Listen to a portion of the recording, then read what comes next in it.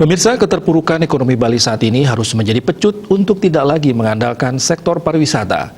Ekonomi Bali harus bangkit dengan beralih ke sektor lain agar mampu bertahan di tengah pandemi COVID-19. Guru Besar Fakultas Ekonomi Universitas Udayana Profesor Wayan Ramanta mengatakan, sektor yang bisa dikembangkan Bali adalah perdagangan, baik itu untuk mengisi pasar dalam negeri juga pasar ekspor. Kerajinan terutama terkait kebutuhan pokok masyarakat nasional maupun global masih berpeluang besar. Misalnya ekspor perikanan atau pakaian masih dibutuhkan dunia.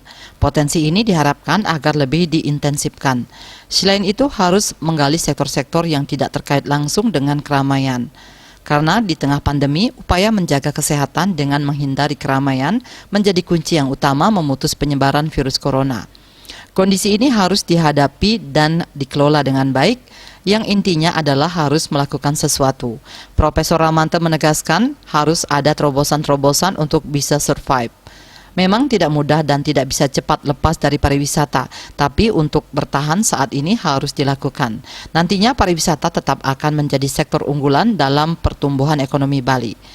Kepala BPS Bali, Hanif Yahya menambahkan, ekspor Bali pada Maret 2021 mencapai 47,60 juta US dollar.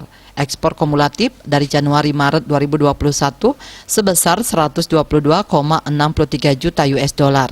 Negara tujuan ekspor Bali antara lain Amerika Serikat, Australia, Tiongkok, Prancis, dan Jepang. 5 besar komoditas ekspor terbesar pada Maret 2021 yaitu ikan dan udang, pakaian jadi, bukan rajutan, perhiasan atau permata, kayu dan barang dari kayu, perabot penerangan rumah. Citamaya, Bali Pos melaporkan.